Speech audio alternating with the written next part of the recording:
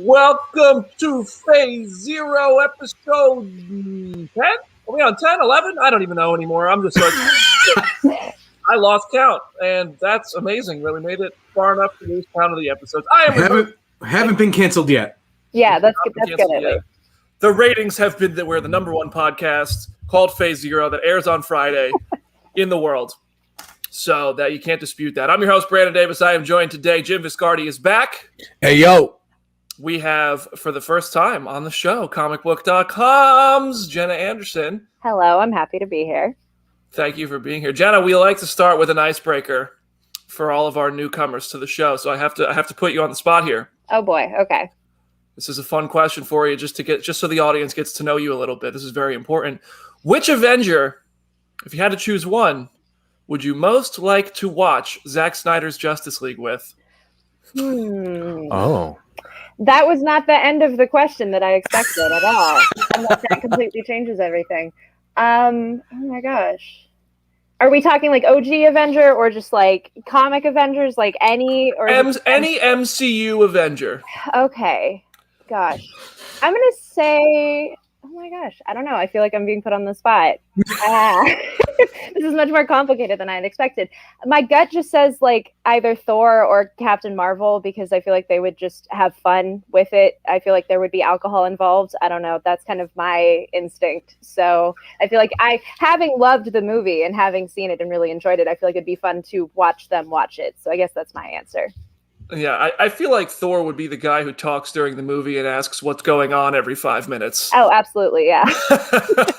I would tell you what, though. I'm watching the Snyder Cut with Rhodey. That's a good one. Yeah. I feel like Rhodey would be a good movie critic. Absolutely, yeah. Yeah. Well, listen, we have a big show today. It is a very special Friday for the MCU. The Falcon and the Winter Soldier premiered today. The first episode. We're going to run through that. All spoilers in just a little bit. We're going to go through some of the big MCU news of the week. And if we have time at the end of the show, we may have to cut this out. I don't know if we're going to get time for it because I do have to go talk to the cast of Godzilla vs. Kong, which I'm excited for. Oh, wow. We're going to try to get some time. Yeah, absolutely. Asa Gonzalez, hello. Skarsgård, how are you? Those are all of them are such good-looking people. What the heck?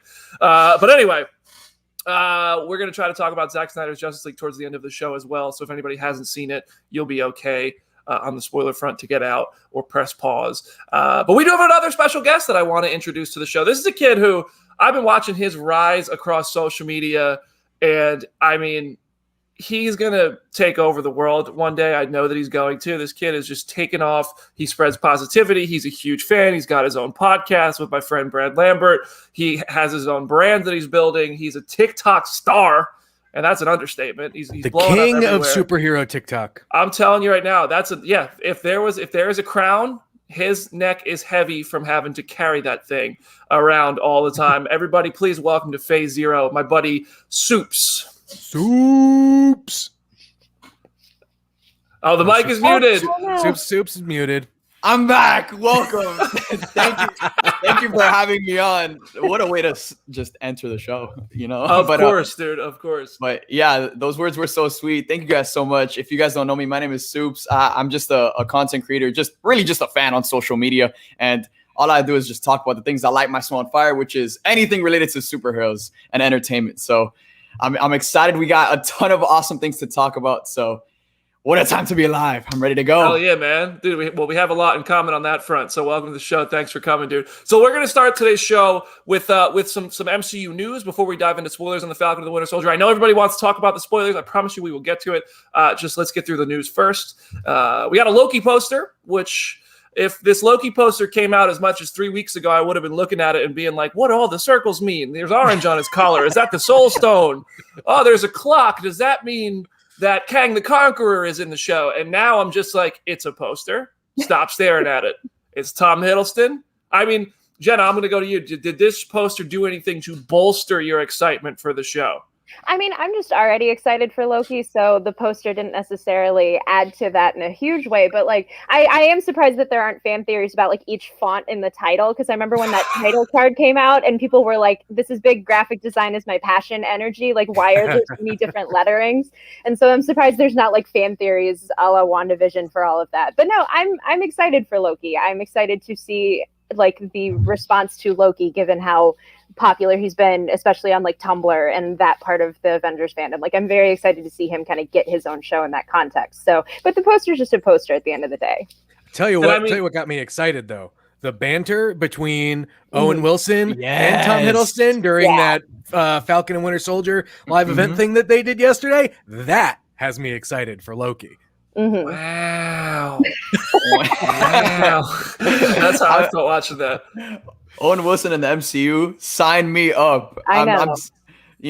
My biggest takeaway from that poster was that if we really like look into like the detailing, like the K is obviously Mephisto, like the K in Loki. It's Mephisto. And that's today's show. And that's today's show. Thanks for watching. We're out of here.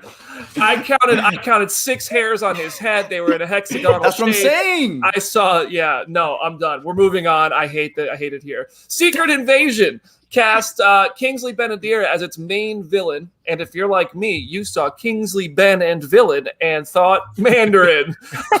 I couldn't have been the only one. I could not. Somebody back me up here. No, I initially, like, very quickly reading that headline was like, oh, whoa, that's interesting. What do we got here? Not to take anything away from what we got, but yes, immediately that I was like, whoa, okay. But again, there's now here's where I'm going to put my speculation hat on, right? Because he's very clearly Super Skrull. Like that, I was going to say Super Skrull. That just has to be it. I'm thinking he's we solved Skrull it. Queen. The Skrull Queen. I'm thinking he's probably Super Skrull. Probably, yeah. Hopefully. I am honestly nervous about Secret Invasion. It's one of my favorite comic events, and I think that it's going to really kind of dial back the scale of the comic inevitably. There's no way they go as big as the comic on the Disney Plus show. That comic involved everybody. When I asked Kevin Feige about this, I think back before WandaVision came out, I think on a Phase Zero interview, he said he was just like, if it was as big as the comic, it'd be bigger than Endgame. We're not chasing that. This is a Samuel L. Jackson showcase. It's a Ben Mendelsohn showcase. I mean, that sounds really cool, and I think the show could be very exciting, but I think it's going to be, you're going to have to temper your expectations if you're anything like me, because I want to see Jessica Drew try to convince Tony Stark that he's a Skrull. I want to see all of these, like all of the Avengers be unsure of who is a Skrull and who's not. So I also think maybe that kind of just leads us into Captain Marvel too, depending on when Secret Invasion comes out and we save the big invasion story for the movies. I mean, what do you guys think? I think that's the thing, right? Like Secret Invasion, like that, it may literally be what that show is, right? Like it shows the infiltration of. Jim, I don't want to say anything, but on your hands, I just saw a Marvel sniper. What was that? Oh my gosh! I was like, does Jim know something? Is Jim saying too much? Too much. No, I think this is literally going to be. I think this is going to be set up. This is going to be the infiltration. This is going to show us, everything and kind of set it up. Now, do I feel a little cheated that they're using the name Secret Invasion for this? Yeah, a little bit, because I think a lot of people have very fond memories of that event. For a lot of people, like Civil War was a very big event for a lot of comic fans. Definitely changed the game in a way that, in comics that hadn't been done before. But I think Secret Invasion had so much mystery behind it and and I think took it to another level that a lot of the new fans that may have come in from Civil War and immediately jumped into Secret Invasion thinking that oh crap, some of my favorite heroes may actually be Skrulls and are not real and haven't been here for the last 10 years is a big deal. And so to not have that, that's why I love the whole idea about Secret Invasion. That's where I think I think we're going to get a lot of setup, a lot of backstory, and then it inevitably becomes, I don't know what they call it, but like an event type movie down the line for sure. Yeah, and Civil War didn't really replicate the comics too. I mean, like in its essentials, yes, but it was very different from the comics, also in scale. So, they can change those things and they can still deliver. So we'll see what happens. Oh yeah, we'll see what absolutely. Well, and also I would argue, like, I would rather have Secret Invasion be its own entity. Like, in hindsight, part of me would have wanted Civil War to just be an Avengers movie. Like, I would have wanted a proper third Captain America movie that wasn't just an adaptation of Civil War at the same time. So, like, part of me likes the fact that we're not just having Captain Marvel 2 be Secret Invasion. Like, we are treating Secret Invasion as its own thing. And if it bleeds into Captain Marvel 2, then that's cool, but it isn't just trying to like jam this entire event into her solo movie. Ostensibly. So. Yeah, and that's the beautiful thing about the Disney Plus shows is that now Marvel can really just set things up and do some extra storytelling before we get to the movies. So now the movies can just be so much more epic than they were before, because now Marvel can do some extra storytelling building up to the movies. And I feel that Secret Invasion, what WandaVision is to Spider-Man No Way Home and Doctor Strange in the Multiverse of Madness, Secret Invasion will be that to Captain Marvel 2, and they'll definitely just lay the groundwork and lay the foundation for that movie with the Skrulls invading Earth, with Nick Fury and Sword. With the way WandaVision ended, I wouldn't be surprised if we see Monica Rambeau in that show. So it's awesome to see that now with Secret Invasion, they're just laying down the groundwork, hopefully, for us to see some bigger things go down in Captain Marvel 2. I'm going to be completely honest. I will be a bit bummed out if we start seeing that these shows save all the big events for the movies. Like, I loved WandaVision as a whole, but it ultimately felt like, well, are they saving the big stuff for Doctor Strange? Like, Falcon and Winter Soldier were only one episode in, so who knows? But I mean, I think this first episode is very good. But I just kind of wonder, are they just going to give us are these going to end up being just kind of entertaining weekly ads for the movies? I think that is a bitter pill you should try and force and swallow down now, because that's probably the inevitability. Brandon, I'm sorry. Like, they're never going to kill off a major character on a Disney Plus show. Oh no, I don't know. I don't think that. I mean, they may do that, but I think the big question here is, right, like, knowing that Secret Invasion is in play, and this is going to be a question for the group.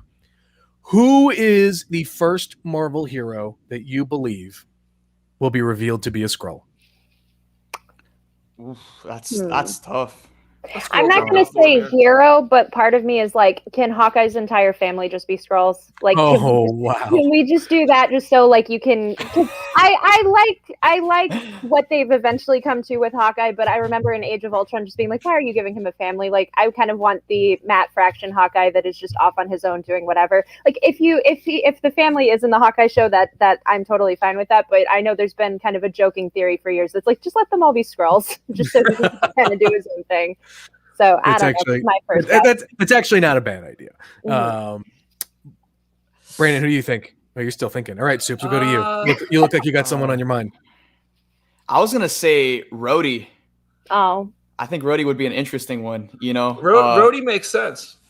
Yeah, he kind of inserted his ties in, like, the government. Did his things there, inserted himself in S.H.I.E.L.D. and the Avengers. And now he's just kind of chilling back, and we know he's gonna get his own show with Armor Wars. But yeah, I'm gonna go a little OG and a just big tie to Secret Invasion, the event. But like, I think when you put the pieces together, it works. Hank Pym. Hank Pym was a Skrull all along. No, I don't think he's been a Skrull all along, but I think Hank Pym as a character theoretically has been around for a long time, and there are definitely gaps in that character's history where he could have easily been plucked out and replaced as a Skrull. So I'm putting money on Hank Pym. I like that. I think Hulk could end up being a Skrull. Ooh. He's just a big green. He was a Skrull the whole time. partially because Supes took my answer, but also because I mean, listen, Hulk as a Skrull, if there's a Skrull that can make himself that big and gigantic and convincingly do it, I think that'd be really entertaining. And I mean, who is more dangerous as an enemy than an uncontrollable rage monster? You know what I mean? Mm-hmm. So I don't know. I like Hulk. All right. Anyway. Yeah. I'm with you, BD. Like, I really don't want, like, right after WandaVision and I think we can all agree that WandaVision could have been way bigger in scale than what we actually got. And the show was amazing. The ending was amazing, but it could have been way bigger. So now going into Falcon and the Winter Soldier, this first episode was great, but I'm just kind of taking a back seat, and I'm just waiting to see how big Marvel is willing to go on Disney Plus. Yeah. Because WandaVision could have been way bigger than what it was. So we're just kind of waiting to see how big they're willing to go.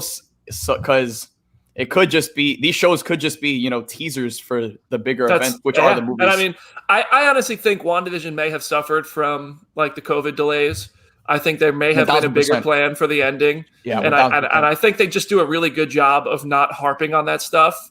Like if this was a Warner Brothers movie, I think everybody would be coming out and be like, we were going to bring in Doctor Strange and we were going to introduce you to all these characters. Moon Knight was going to be there. We couldn't do it because of COVID. We had a way better ending. Josh Trank would be out here kind of being like, well, I had something else planned. Nah, I don't mean to shade Josh Trank. His story actually is pretty unbelievable. But you don't see that from Marvel. They don't kind of harp on what could have been. I think it's partially because they sign their life aways on NDAs and they can't.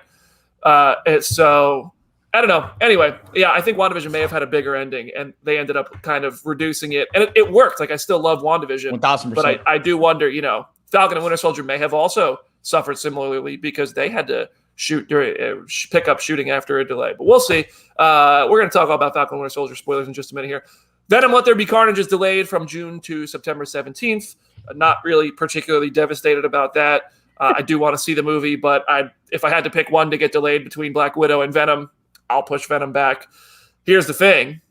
It was originally scheduled for June 25th. Black Widow is 7 weeks from now, May 7th. They're saying, who said this? Bob Chapek, I think, said Black Widow is going to be a last-minute decision. Yeah. I don't know how you market a multi-$100 million movie at the last minute. I guess you don't really have to because it's Marvel and we'll just market it for you. So, I mean, listen, I got to go back to a theater this week to see Godzilla vs. Kong. We've had this conversation. Jamie, who has hosted the show with us before, is in LA, where, you know, things aren't as shaping up as well as they are here in Nashville. Obviously getting better, not 100%. So people are more comfortable here to go to theaters versus California. It depends on where you are. It depends on who you live with, who you are, you know, things like that. So hopefully Black Widow comes out on May 7th. I don't know. What do you got? You think they're going to push it back? You think they're going to decide Disney Plus? I don't think they're going to go Disney Plus. It's going to be, again, like Bob said, like a very last second kind of thing. But they've already pumped out so much money into marketing the show. Like we saw we saw all of the trailers. We saw the final trailer. We saw all of the TV spots. So at this point, you know, when it comes to the fans, I feel like we're just at the point where like, let's just watch it already. So I think they might go ahead and bite the bullet and release this just because theaters just started opening up in LA. Theaters are back in Cali, where it seems to be like the final state. That's like kind of just like on the back end because everything's opened up in Florida. Nashville, things are getting better. So I think they might bite the bullet and actually attempt to open up Black Widow in theaters.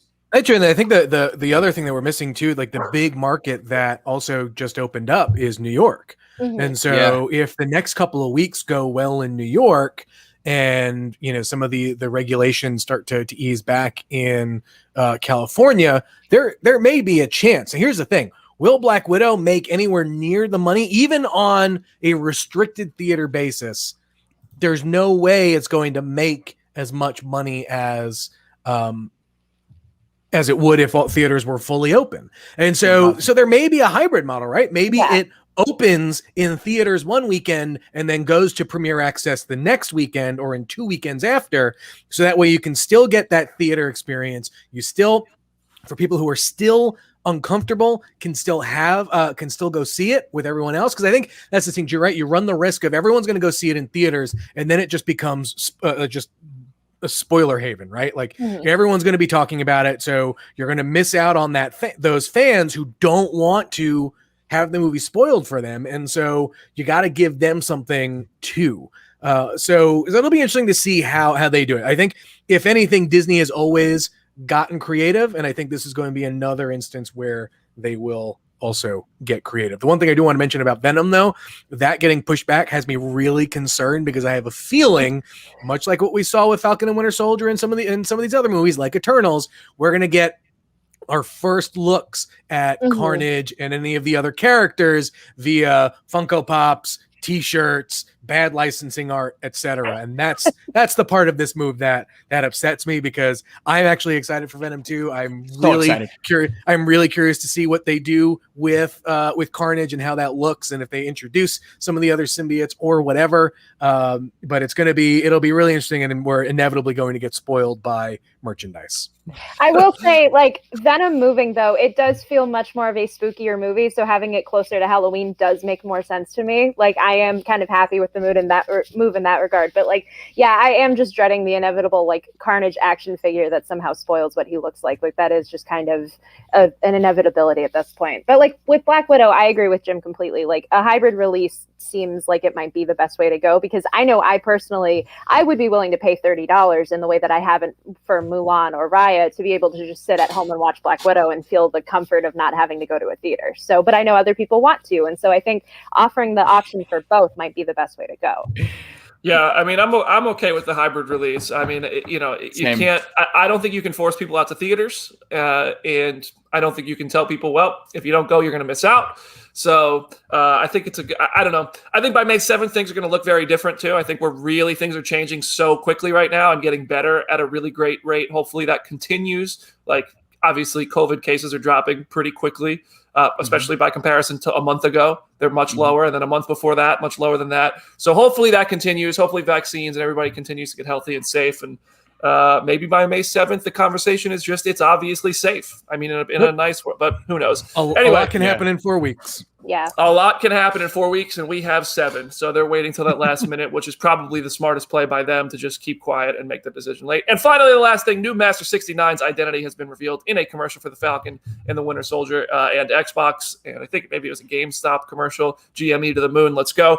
The guy who works at GameStop told Anthony Mackie, I don't know if he was playing Sam Wilson or if he was playing Anthony Mackie in the commercial, but he said, by the way, my gamer tag is new Master 69. My cousin made it. So the mystery is resolved. On that note, we're going to take a quick break here, pay the bills and do all that stuff. And when we come back from about a 60-second break here, we will be talking full spoilers on the Falcon and the Winter Soldier premiere. Please stay tuned and follow our channel on Twitch now.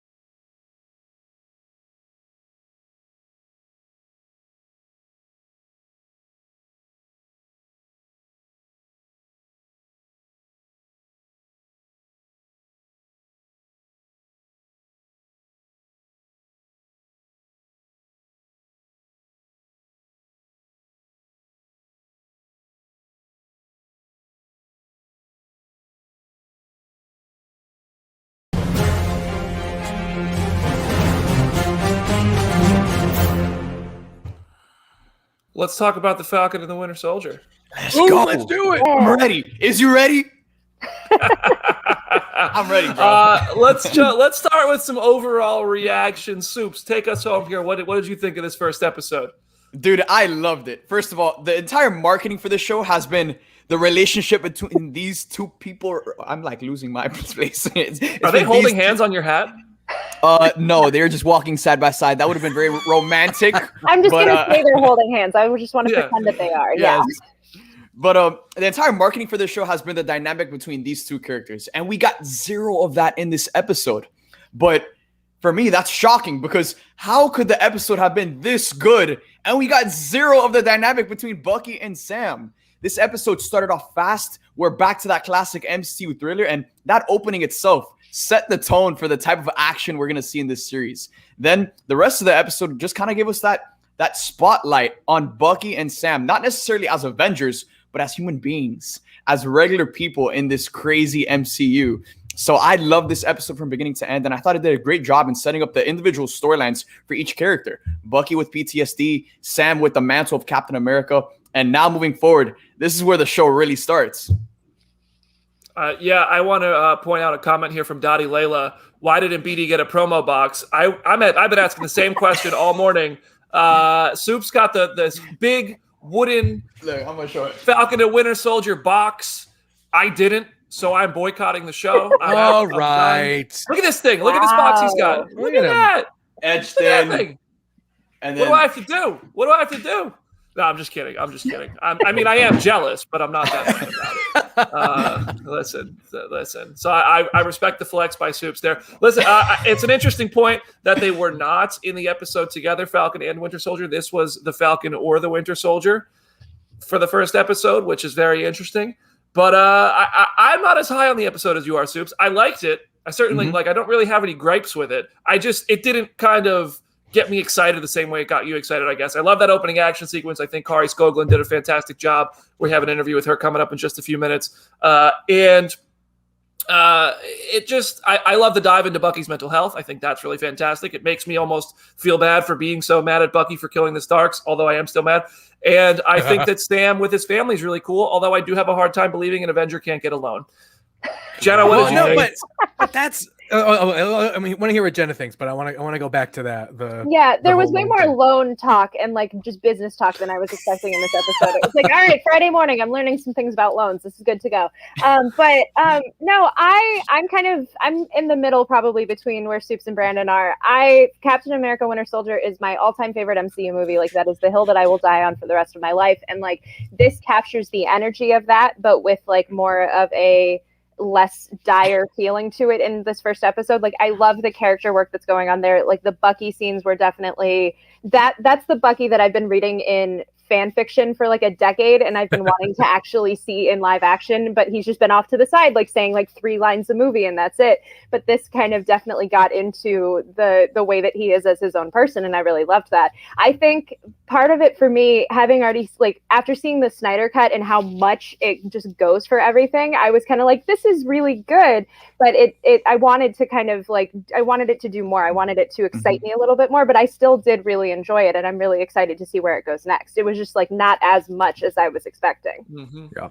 Well, I think that's one of the, I don't want to say it's the flaws of the structure. For me, the episode was a little uneven. I liked a lot. I like what it does to set up a lot of things, but it just felt like it was very uneven, especially opening with an action sequence like that. Yeah. That was probably one of the best action sequences in the MCU, period. Like, it was Falcon action easily. It was so so good. But then it really, you go from that, which is, okay, this is what I'm used to with the MCU, whenever, and it almost takes a complete right turn and goes, okay, but now here's the reality of the situation, right? Like, it immediately takes you back and says, this is a post-blip era where things are not great. Things have not been good, right? They're still dealing with the fact that people have just shown up out of nowhere after being gone for 5 years. And I think it's interesting to see it play out on Falcon's side, right? Like, it's the MCU, to me, can be at its best when it's the most grounded. And this very much grounds, that whole storyline very much grounds the MCU in that way. And then, one of the biggest things that everyone loved about WandaVision, right, was like the at the core of WandaVision story was, a story about Wanda and her grief and all that. And I love that we're also being able to not play, right, because that's the right word, but experience almost the grief that Bucky Barnes and Falcon are going through. Look, they have lost their best friend, they have lost their mentor. They each have their own different baggage to carry, and that's the baggage that we're kind of experiencing in this gritty, through line of the MCU. And so I'm excited to see more, but like just the way that this episode was kind of structured, because they're like, you had that action, and then it got very serious, and then you had some jokes here or there, and then it got, then it went a little, then Bucky's on a date, and you're like, okay, what's going on? And then you have, a few more jokes, and then it gets super serious again, and then you have that like in the split second of the very last split second of the episode where you get that effing wink from John Walker immediately makes him someone you hate so much. Yeah. Sam took that wink personal. Yeah, I said that out loud this morning to my boyfriend. I was like, I love how this entire reveal at the end of the episode is just like, I don't trust that guy. That guy seems shady. Like, no, general audiences are not going to know anything about him. And it's just like the way that they introduce him. It's just like, nah, there's just bad vibes here. Like, I don't know how to feel. So I was just like, they did a very good job in that regard. He honestly just looks like such a dork in that helmet.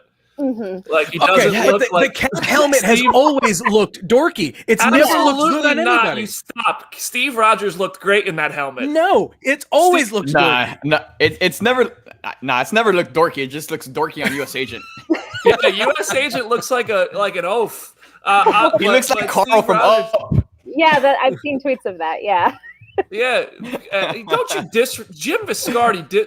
Hey, comment section. # Jim Viscardi is over party. There is only one helmet that Cap has worn that has looked good, and we talked about it before the show. It's from the Winter Soldier where he's in his super soldier costume, where it's like the star and the flag lines coming out to the side. That helmet where it's also got the chin strap or whatever. That's the only helmet that looks good on Steve Rogers. You shut your mouth. You shut your dirty mouth right now. Nothing can make Chris Evans look bad.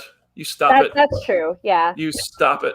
Chris Evans can wear any helmet he wants. Chris Evans. The only thing that can make Chris Evans look bad is a full face helmet for a motorcycle where you can't even see it. Jim Viscardi is over party. The comments I've never seen the comments fly by so fast. Look what you did, Jim. You're not on next week's show. That's it, everybody. I'm making the decision now. Jim is out next week. Anyway, wow, that was unexpected. We got to get back to our notes here. I stand by what I said. I want to point out that if this was an episode of WandaVision, we would all when that guy what was Falcon's friend, Sam's friend's name from the military who he was working with in this episode? Torres. When he was talking to Torres, when Torres said, I heard you put Cap on a bunker on the moon. Every single one of us would be red circle on the thumbnail, Magneto, other side of the moon, like moon days. Inhumans coming to the MCU. Finally happening. Inhumans confirmed. He said, Cap on the moon. I said, not today. No, I can't. We're not falling for anything. We're not falling for anything this time around.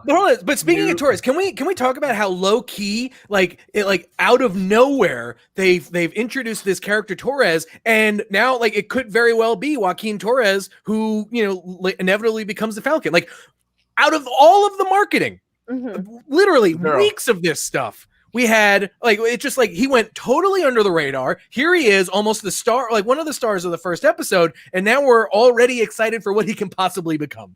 I love that. I think that was such a great decision because it was so unexpected in a way that was really rewarding at the same time. Yeah. Yep.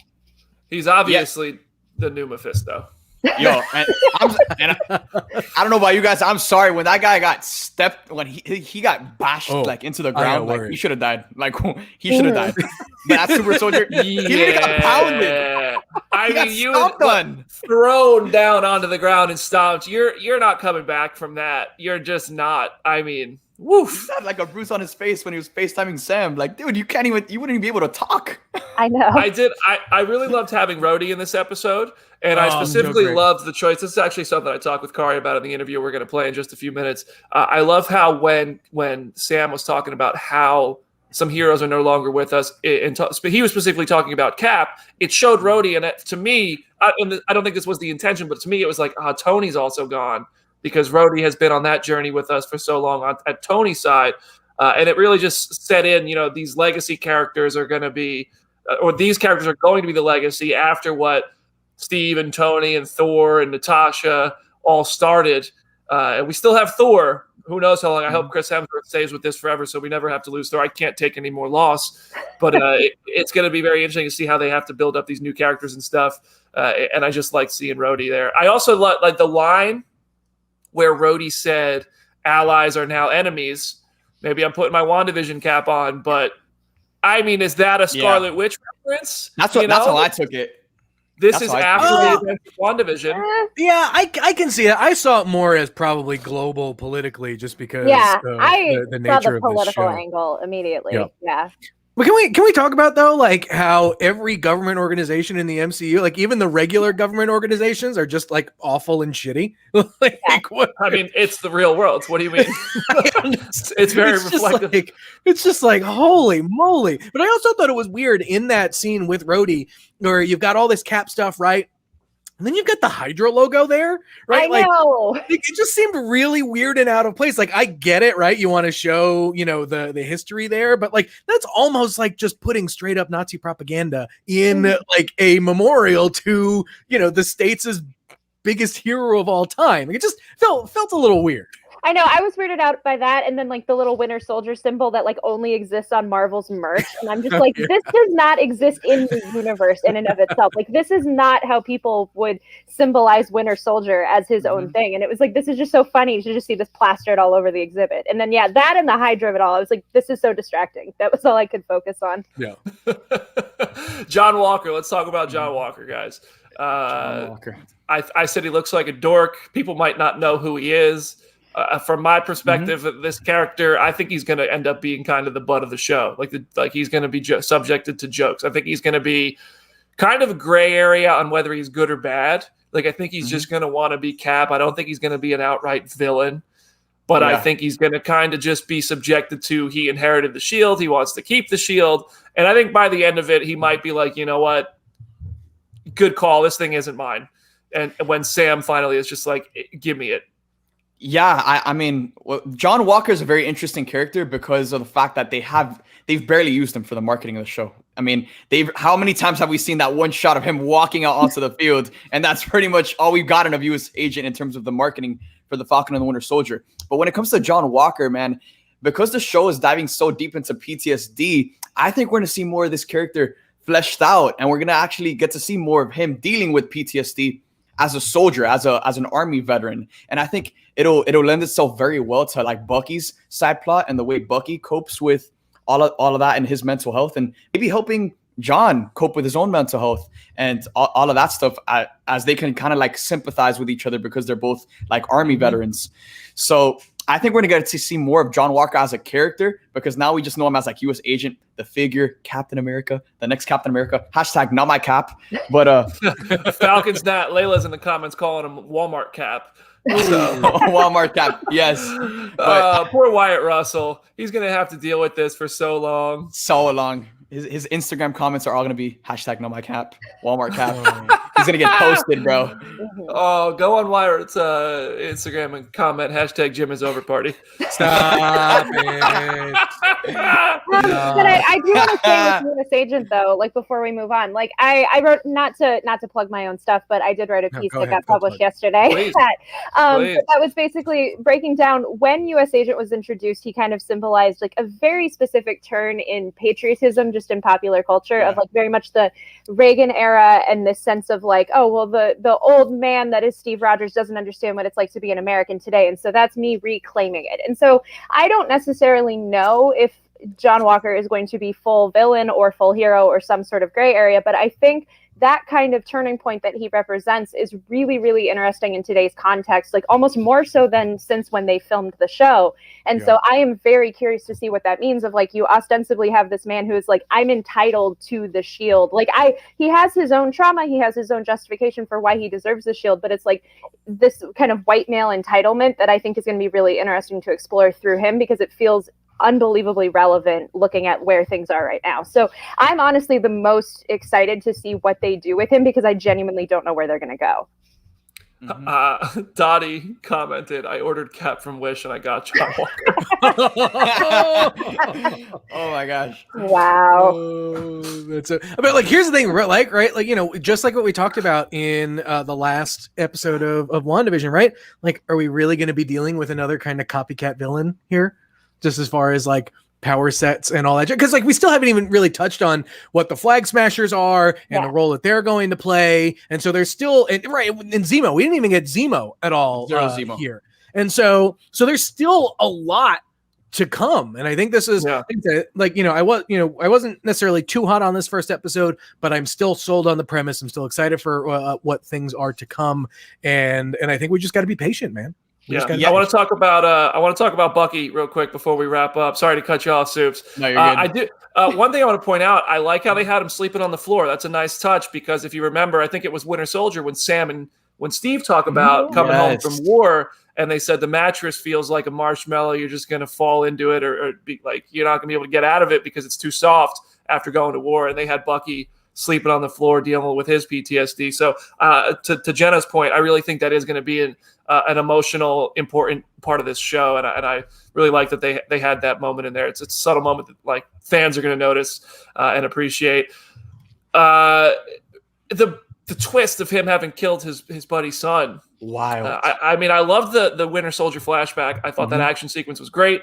Great to see him burst through a wall and just being brainwashed, remind us of the terror, like expose us really to the things he was forced to do. But that was emotional right there. I mean, Bucky just can't win for losing, you know? Yeah, and that kind of leads into like one of the points. I was speaking with a friend, and she made this point from this episode. And in this episode, we individually focus on Sam and Bucky. And with Sam, his journey is finding himself to be worthy enough to be the next Captain America. Well, with Bucky, it's almost like he's finding himself worthy enough to just be a human and just be a regular person. Yeah. Like we see him on that date, and he leaves because like it's almost like he feels like he's not even worthy to be in front of this girl having a regular conversation because he killed Yori's son, and he's done all of these horrendous things, and now he's kind of coming to terms. So while Sam is trying to find himself to be worthy enough to be Cap, Bucky's trying to find himself to be worthy to just be a human and just be a regular person. These comments have me laughing despite the very serious conversation we're having here. People are calling him Bucket Barnes. Bucket. I mean, these comments are just that's the one of the greatest things I think about Bucky as a character, and that's one of the greatest things about these shows, right? Like we got with WandaVision is we got a full kind of exploration around the characters of Wanda and Vision and all that, and we're gonna get that same kind of examination with both Falcon and Winter Soldier, and I think both of them have such interesting histories, and I think. Especially the way that those characters play off one another, right? Like they made a joke, I think during the press tour, basically that like if it wasn't for the scene of Cap kissing Sharon and the two of them having that moment in the back of the car, this show would not exist. And it's because of like those moments that we're going to get things like this. And so I'm really interested to see how, just because we saw how well the Marvel Studios dealt with the concept of grief. I'm very curious to see how they deal with concept of depression, especially on Bucky's side, and how they deal with with race relations and whatever. But I think also too, like the thing that I want to mention, because I know we got to get to the interview and whatever, is I think you've lost Brandon. I think you've just I've totally lost Brandon. These comments are killing me. It's the chat, bro. It's the chat. But also, I'm listening to every word you're saying. Like, how can I focus when people are dropping comments like the Wiener Soldier? How is there no money for superheroes? How is that a thing? I know. Yeah, I mean, it was a fair question during the show. It was a fair question to ask, how do the Avengers make money? I just think these comments are funny. I'm so sorry. Listen, if we don't get Alpine on this show, I'm boycotting. I already didn't get a box. I want to see Bucky's cat. The comments want to see the cat. I want to see the cat. I want to see a white little cat following Bucky around. That's what I want. That's what I want. I do want to tell a funny story. I've mentioned this on Twitter, and people have asked me to tell this story about when I met Sebastian Stan for the first time. And people probably know what I'm talking about. But I'm gonna finally tell the story, and then we're gonna toss it over to the interview, because I'm gonna have to run out of here. So the interview is how we're gonna end the show today. But so I was at Wizard World in Philadelphia, I believe it was, and we were all staying at the same hotel. It was Chris Evans, Chris Hemsworth, Sebastian Stan, and Haley Atwell. We all went down to the hotel. I wasn't with them. I happened to be at the same hotel bar. I say we all went. Yeah, Chris Evans texted me, said, "Come on, we're going to the bar. No, absolutely not. They don't know who I am. But so I went into it was late night. It was Saturday after a convention. We all had a few drinks. I was I wish I was at the table with the cool kids, but I was sitting by myself at the bar. And I went over to the bathroom, washing my hands, and I look up, washing my hands. In the mirror, I see Sebastian Stan standing next to me. And I was just like, and I, as if we were old friends, was just like, "What's up, Seb?" Oh my God. I can't believe you called him Seb. As if we were our families were friends together. And I immediately saw the error in my ways. And I was like, I should have not said anything to this man in the bathroom at all. And he just was like, he was very friendly. He was like, "Hey, man." And dried my hands off. He beat me to the door. He opened the door. What did I do? Tripped over his foot, fell out of the bathroom. So that's how my first encounter with the Winter Soldier went. Wow. And that's the story that haunts me about Sebastian Stan for the rest of my life. Fortunately, I think he forgot, because we did an interview for this show. You can find it on YouTube, on Comicbook.com's YouTube channel. He was great. He didn't bring it up. I don't think he remembers. Oh, wow. What a nice guy. I could hardly be the first person to trip over his foot. Bro, Come on. he's the Winter Soldier. He got his brain wiped. Yeah. Thank you. Exactly. So at least he didn't intimidate you with a glass of milk. Like, at least with that. That scene in Winter Soldier just still stays with me. Oh yeah, that would have been. I might not even work here anymore. If, I might never have shown my face again. Falcon's not 100%. He remembers. No, stop it. I know the Winter Soldier said he remembers every one of them. Sebastian Stan does not. Okay, so listen, that's going to be today's show. I promised I would tell that story eventually. I finally told it.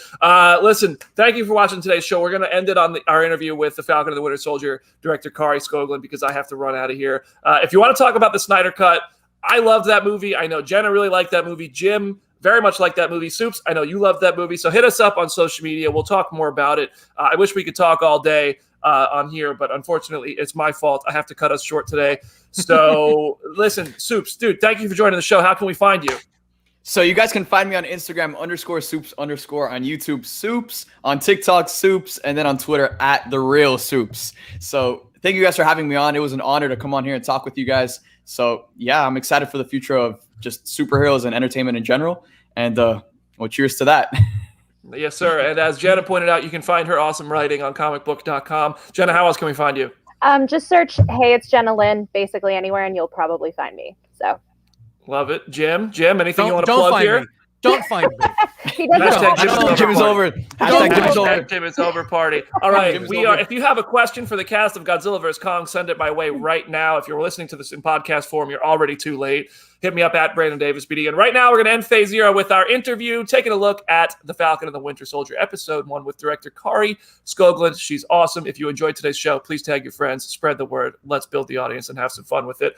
We will see you next Friday for The Falcon and the Winter Soldier, Episode 2. I'm so excited to talk to you about this show. I got to see the first episode. It's a ton of fun. The opening action sequence, it is so cool. So I want to start there. You start on an epic sequence. Nobody's ever done Falcon action like this before in any of the many Marvel movies. I'm thrilled. That's my goal, really, to take. We said from the beginning, we're going to take Falcon and the flight, and we're going to just make him fly like we've never seen him do that before. So yes, that was really a goal. Yes, you really. I caught like almost Iron Man vibes in the way that the shot was on his face and the interface. I caught Winter Soldier vibes and the gritty, highly choreographed stuff. But it was all kind of took parts of those, but made it its own unique thing in the best way. I just want to hear, what was your inspiration for Falcon's both flight and on his feet action? Well, in the case of the flight, I did a lot of studying of what's on the internet in terms of the various action groups that jump out of planes, or parachute, or the GoPro kind of world that is, I think, very experiential. So I wanted us to feel like we were with him, and so as compared to being looking at him, I wanted to feel like we were flying right lockstep with him, and that's what those cameras and that aesthetic has taught us. So or has I guess we've evolved with understanding that that's what it is. So it's a particular aesthetic, though, and so it was tricky, to put that on all our guys jumping out of planes in squirrel suits and such. But we had an amazing team. In terms of all of the, the hand-to-hand combat or the on the ground, it was all to be as real as possible. So obviously everything's quite choreographed for safety reasons and such, and we push the envelope. But and we are dealing, with in some cases super soldiers, and in some cases, with Bucky of it and all that. But it was to be as real and grounded as possible. That was the goal. So scrappier, and it should feel unexpected. Yeah, it does. It works so well. It was awesome. I am curious. My inner Marvel nerd saw Red Wing laser out part of the plane there, and my brain went, is that a Stark Tech reference? I have to ask, is that an intentional Stark Tech reference, or am I just looking too far into that?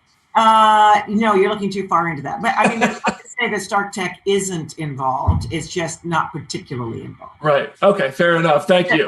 The world has blipped, right? So it's a new world. That's true.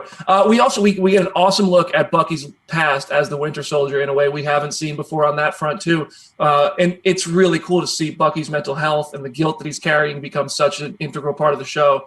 I love the development we're seeing in Bucky. I want to hear about, what are you going to do with the guilt and the mental health that he's carrying into the show after everything he's been through? Well, I think one of the most important things to discuss about that is the consequences of his actions. So violence, we don't necessarily ever dig into consequences, right? We have the violent act, and then cinematically we tend to walk away and we forget that there's collateral damage. So he, in his guilt, is dealing with the knowledge that there's collateral damage. And so how do you deal with that? So we'll go on the ride with him, but that's very new, for not only the MCU, but for cinema in general, because we tend to avoid that truth. Yeah. I talked to the boys a few minutes ago, and Anthony actually admitted he's jealous of some of the action scenes that Sebastian gets to be a part of. Who, in your opinion, gets the cooler action moment throughout the show? Oh, I don't know. That's a hard one. Anthony does some pretty awesome, I have to say. They're neck and neck for awesomeness. I am curious because I'm sure you're getting questions like from people like me and from people you're talking to all day.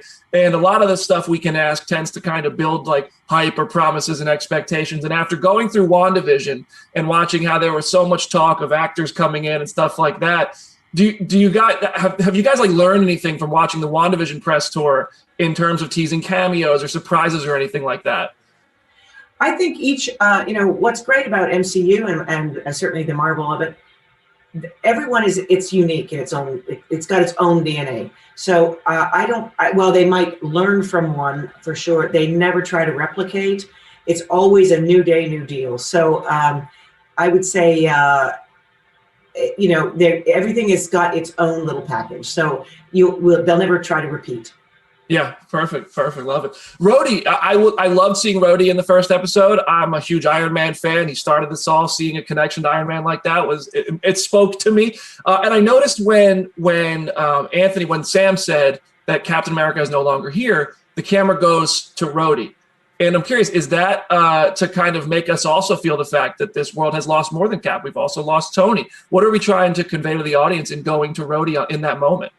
Well, I think it was to say that the gravitas of the moment, and also I think Rhodey wants Sam perhaps to pick up the shield, and Sam is not necessarily going to. So the inference is somebody's going to have to. Can the world be without Captain America? Can there be that world? And that's the question we pose, and we go on that journey with Sam. So I think that was the intention there. Can I ask, does Rhodey play any part going forward after the first episode? Well, you know that if I told you, somebody would have to kill me. So We don't want that. I see the laser. We don't want that. I also caught there was the line, allies are now enemies. Alliances are torn apart. In your opinion, you know this world very deeply. What is the state of the Avengers in this timeline that we're in right now? Well, we're post-blip, right? So it means that the world has changed. So allies or enemies really is referencing more the border changes and the fact that the world pre-blip was one thing, and now as a result of half the population being gone, the world changed and reformed, and people became friends. Countries that were enemies had to rely on each other. People had to rely on each other differently. Elitism probably went away. You know, it infers that the world changed, maybe even for the better, because people had to, not unlike the pandemic, we've all had to, you know, be cooperative. And then people blipped back, and a whole bunch of people wanted to go back the way it was. And is that a good thing? And so that's that conversation. That's a very interesting. I'm very interested to see how you guys handle all that. That's going to be pretty cool. You also, I know we're bringing Sharon Carter into the show. We've seen her in the trailers. She's kicking ass. And it is so cool to have her back in such an action-packed degree. Tell me about bringing her back and crafting what kind of character she's going to be when she has sequences like that we've seen so far. Oh, she's badass. She's really badass. It's all great. You know, she's been on the run, and she's got something to prove. I love that. And so the show seems pretty contained so far. WandaVision was very contained, but I think this is going to be a bit of a globetrotter. We got to Switzerland in the first episode. I think we're going to Madripoor. Can you just talk to me at all about kind of the how sprawling this show gets to be before it's over? We jump around the world, so it's a real international thriller.